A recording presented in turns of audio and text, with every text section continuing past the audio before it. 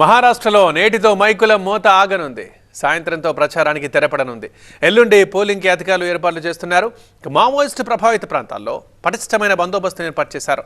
ఎలాంటి అవాంఛనీయ ఘటనలు జరగకుండా అన్ని రకాల చర్యలు తీసుకుంటున్నారు. మహారాష్ట్రలో మరికొన్ని గంటల్లో ఎన్నికల క్యాంపెయిన్కు ఎండ్ కార్డ్ పడనుంది. ఇవాళ చివరి రోజు కావడంతో బీజేపీ, కాంగ్రెస్ కూటములకు చెందిన స్టార్ క్యాంపెయినర్లు ఎక్కువ నియోజకవర్గాల్లో క్యాంపెయిన్ చేసేలా ప్లాన్ చేసుకున్నారు. మహావికాస్ అఘాడీ కూటమి తరఫున ఏఐసీసీ చీఫ్ మల్లికార్జున్ ఖర్గే, కాంగ్రెస్ అగ్రనేతలు రాహుల్ గాంధీ, ప్రియాంక గాంధీ ప్రచారం చేశారు. మహారాష్ట్ర అభివృద్ధి తమ కూటమితోనే సాధ్యమన్నారు. ఇచ్చిన గ్యారెంటీలను తప్పకుండా అమలు చేస్తామన్నారు.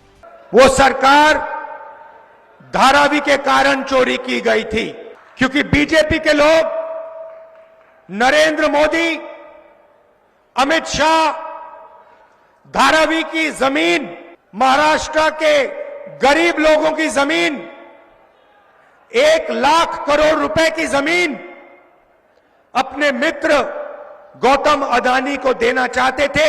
इसीलिए महाराष्ट्र की सरकार आपके हाथों से चोरी की गई है. మహాయుతి కూటమి తరఫున మహారాష్ట్రలో ప్రధాని మోదీ సహా కేంద్ర మంత్రులు ప్రచారం చేశారు. బహిరంగ సభలు, రోడ్ షోల్లో పాల్గొన్నారు. బీజేపీ పాలిత రాష్ట్రాల ముఖ్యమంత్రులు ప్రచారం చేశారు. ముస్లిం ఓటర్లు ఎక్కువగా ఉన్న ప్రాంతాల్లో యూపీ సీఎం యోగి ప్రచారం చేశారు.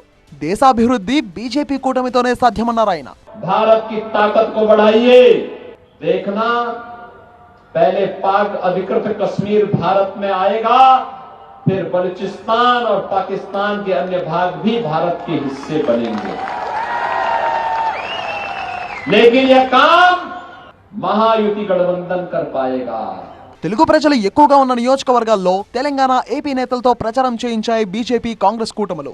మహారాష్ట్రలోని విదర్భ, చంద్రాపూర్, నాందేడ్, బల్లార్పూర్, నాసిక్, పూణే, సోలార్పూర్లో తెలుగు రాష్ట్రాలకు చెందిన నేతలు ప్రచారం చేశారు.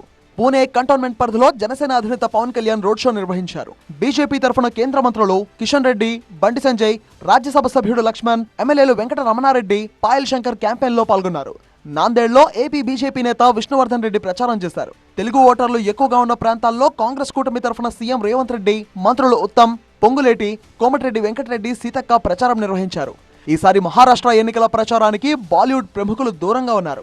ఈ నెల 20వ తేదీన మహారాష్ట్రలో ఒకే విడత పోలింగ్ జరగనుంది. మావోయిస్ట్ ప్రభావిత ప్రాంతాల్లో కట్టుదిట్టమైన భద్రతా ఏర్పాట్లు చేశారు అధికారులు. అయితే ఈ నెల 23న కౌంటింగ్ జరగనుంది.